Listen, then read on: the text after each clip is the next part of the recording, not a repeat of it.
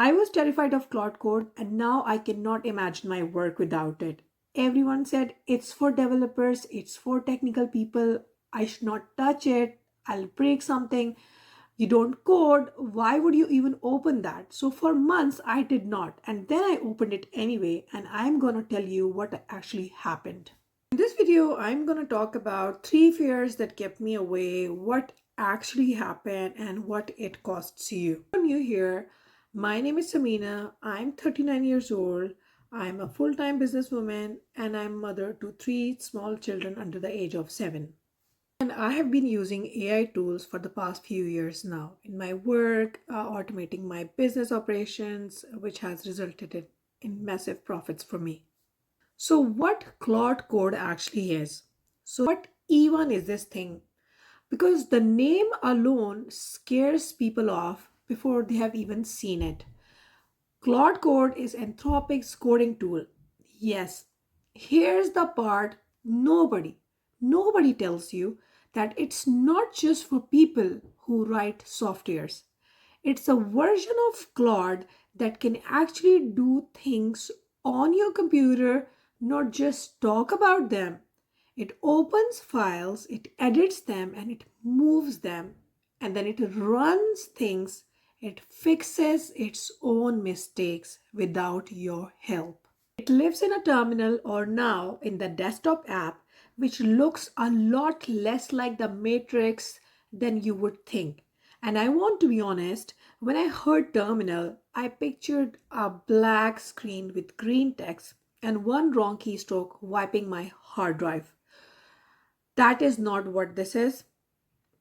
Yes. Fear one, I would break something. Yes, you heard me right. So, fear number one, the big one, the one that kept me out for months, I thought I would break something, not the file, my computer. I have this idea in my head that coding tools are one typo away from disaster. And that idea is not really about coding, it's about control. So I did not trust myself to know what I was doing, so I just didn't do it. I just didn't use Claude properly at all because I was scared of all these things. And what actually happened when I finally sat down with it? Claude asked me before it touched anything important. Yes, Claude asked me what it was about to do in plain English before doing it. And when I said, wait, no, not that, it stopped every time. So the fear was not wrong because the tool was safe. It was wrong because I assume I had no say in what happened. It did. But I was completely wrong. Number two, I thought I need to learn to code first. And I know so many people think like that, especially so many non-tech people, those who do not code. So, fear number one, you heard it. Fear number two, it was that need to code, and I thought there was a whole language, a computer coding language I had to learn before I was even allowed to open the thing. Like I thought I needed a permission slip written in Python, so I kept waiting for the right time when I would finally understand enough to not look stupid. So that time was never coming, by the way. So I want to say that clearly because I think a lot of you are waiting for it too. What actually happened is I just typed what I wanted in plain English. The same way I would ask a very capable assistant sitting next to me, like, take these 10 files and organize them by dates. Or find every place I repeat myself in this document and flag it. Like these were the examples I was giving to Claude. Or build me a way to track this automatically so I stop doing it by hand. So these were the things I was asking Claude, and it was doing things for me in minutes. It would write me the meeting notes, it would remove all the duplicate things and so much stuff. And fear number three, this is not for someone like me because I'm a non-tech person. I thought it was only for real technical people. And I fear number three is the sneaky one because it's not really fair. It's a story I told myself about who this tool is for.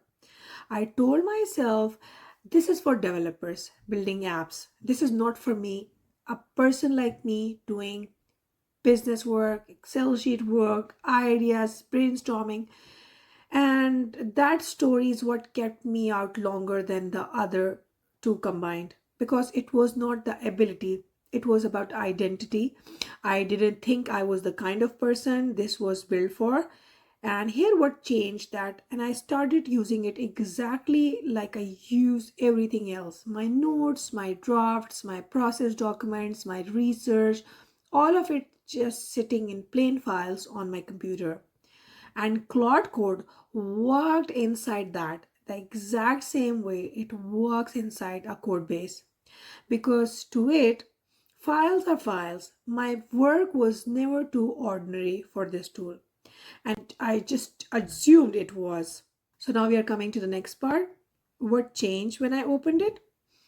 Once I got past all of three of the other fears, honestly, the fear was the whole obstacle. Once it was gone, using the tool itself felt almost boring in the best way.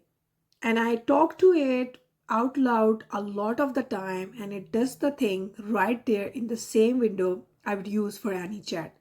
Everything lives in one place, it remembers what I built last time, and it builds on it instead of me starting from zero every single day.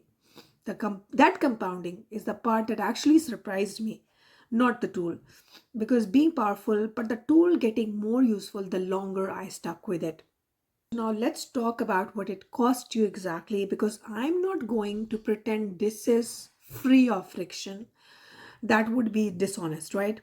So, once there's a learning curve, small but real, the first week you'll feel a little lost, and that's normal. That's not a sign you're doing it wrong. Two, you have to get comfortable being a beginner again in public. So even if public is just you and your screen, that's uncomfortable. For a lot of us, especially if you're used to being the competent one. And three, this is the one nobody mentions. You have to actually build something to keep in it. The tool does not organize your brain for you. You still have to decide what you process it just stops you from having to redo that decision every single day. So who should actually try this and who should just actually leave it alone? If the idea of anything acting on your files without you clicking on it every single button yourself makes your stomach drop, then that's real. Okay.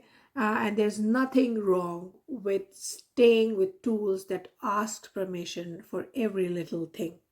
But if your actual fear is just the word code and not the thing itself, I would gently say that fear is costing you more than the learning curve ever will. It costs me months. I'm not getting those back, but I'm telling you about them so you don't have to lose yours too. No hype, just what actually happened when I stopped being scared of a tool because of its name, and that worked wonders for me. Thanks for watching.